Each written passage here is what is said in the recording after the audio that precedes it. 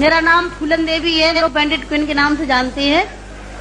और हमें पता नहीं था कि इतना संघर्ष करने के बाद हम जिंदा रहेंगे और आज आप सबके बीच में भी पहुंचेंगे, इतना मान सम्मान भी हम पाएंगे, ये हमने कभी नहीं सोचा था। 4 साल हम जंगल में भटके। आपको पता होगा कि हमारे हिंदुस्तान में नहीं कहना चाहिए ऐसे मौके पर, कहूंगी, बताऊंगी जो मेरे पे बीती है, कि हमारे सामंतशाही लोग, पैसे वाले लोग और खासकर मैं जात का नाम लूंगी तो लोग कहेंगे दुबई में जाके जात पुकारी रहेगी।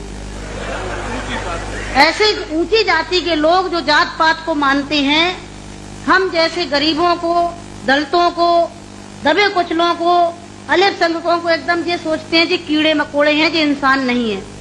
तो उन लोगों को मैंने बताया कि मैं इंसान हूँ, अगर हमें तुम मारोगे तो हम भी चुप नहीं बैठेंगे, हम भी जवाब देंगे।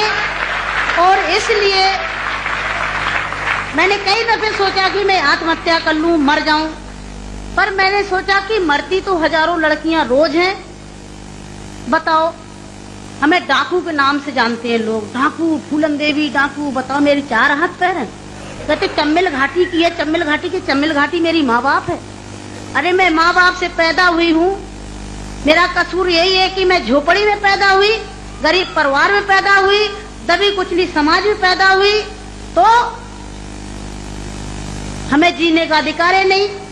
मेरे भाई और बहनों, मैंने कोई बुरा काम नहीं किया।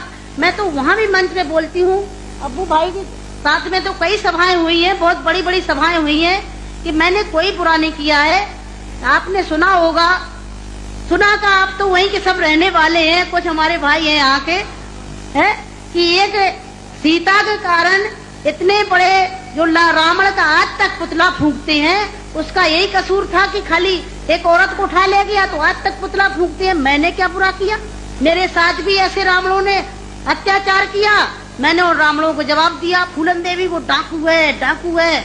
अरे वो तो माननीय मुलायम सिंह जी की देन है, नहीं नाम लेना चाहिए, जो आज हम समाज के अंदर खड़े हैं। और नहीं तो इतनी बड़ी साजिश रची थी, हमने कोई बुरा काम नहीं किया। जिन्होंने हमें सताया, हमें समाज में रहने लायक नहीं रखा, तो गुस्सा में इंसान अच्छा काम नहीं करता, गुस्सा में गलत ही करता है। और जो कुछ भी हुआ अच्छा और बुरा सबक सिखाने के लिए कि हम जैसी बहन बेटियों के साथ अन्याय अत्याचार करोगे तो कोई भी महिला घर से बाहर निकल के और अपने अधिकारों की लड़ाई लड़ने के लिए मैदान में खड़ी हो जाएगी। तो मेरे भाई और बहनों, हमें तो डाकू घोषित कर दिया। जब मैं चुनाव लड़ने जाती हूँ तो सब एक ही भाषण रहते हैं, किसी के और कोई भाषण नहीं रहते हैं। बताओ, मैं डाकू दिखाई देती हूँ? क्या होता डाकू है? तुमने हमें सताया, हमें लूटा पीटा। डाकू तो वो बेईमान जो हम जैसी महिलाओं को लूटते पीटते हैं। तो मेरे भाई और बहनों, 4 साल में जंगल में भटकी, 11 साल में जेल में रही, और जेल में भी हमें पागलों के साथ रखा गया था। अच्छी जगह नहीं रखा गया, जहीं पागल महिला थी, पागल महिलाओं में रखा गया था। 11 साल तक हमें जेल में रखने के बाद कोर्ट में पेश नहीं करा गया। और जब जेल से छोड़े गए तो बहुत बड़ा हमारे हिंदुस्तान में तूफान आया। इतनी बड़ी डाकू को छोड़ दिया गया, बहुत बड़ा अन्याय हुआ। बस आप सबका प्यार था, आशीर्वाद था, कुछ ऊपर वाले की भी दुआ थी जो आज आप सबके बीच में है।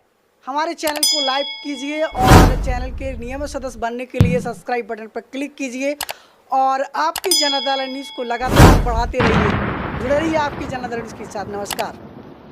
Evergreen colours India private limited, रंग है तो जीवन है। Stay home, stay safe.